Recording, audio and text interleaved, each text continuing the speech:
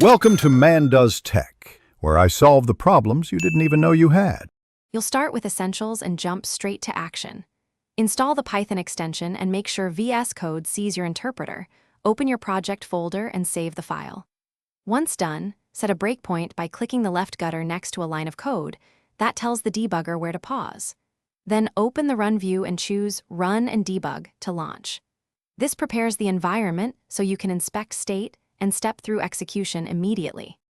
Now focus on the core controls that reveal what your code does. Use step over to move past function calls, step into to enter them, and step out to finish and return. These let you follow logic precisely.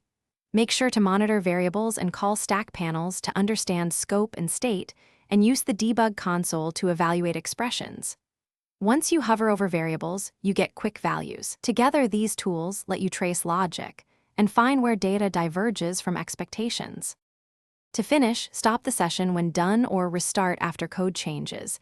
This reloads breakpoints and modules.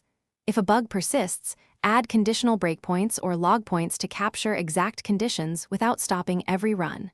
Make sure to update breakpoints after edits and relaunch to pick them up. If things go wrong, check your selected interpreter, inspect launch. JSON for misconfiguration, and make sure the Python extension is current. These common issues often block the debugger from attaching. Thanks for watching. If you found this helpful, don't forget to like and subscribe.